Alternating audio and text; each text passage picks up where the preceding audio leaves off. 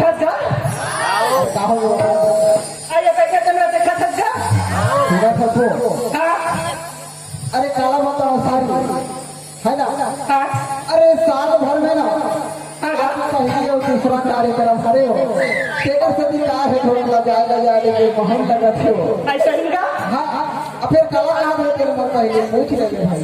अरे कैसे तुमने देखा था कहाँ का दूंगा वो हमारे जाना था तो आई कौन करेगा। अरे यही मन तो मोर छोटे भाई और बड़े भाई है आई वो संजीला झिका का ये कमल संभाला काम वो सारे आई तो भाई मिल जाके तो काम का काका थे आई प्यार करता तो राजा तेरे प्यार में कोई दम नहीं। अरे बाप रे आई प्यार करता तो राजा तेरे प्यार में कोई दम नहीं। और ऊपर से नीचे देख रहा था तेरी बीवी तो कोई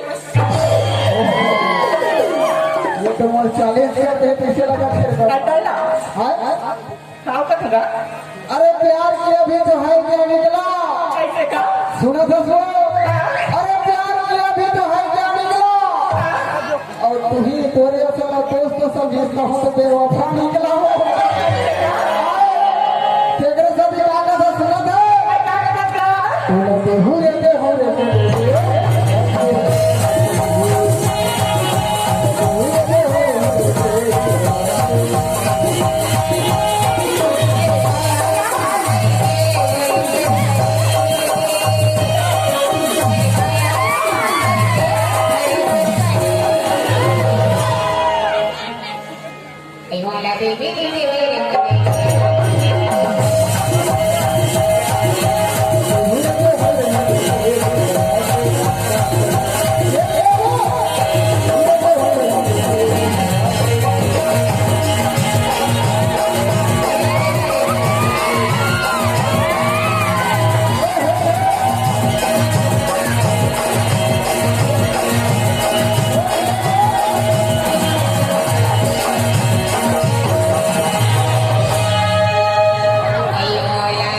Baby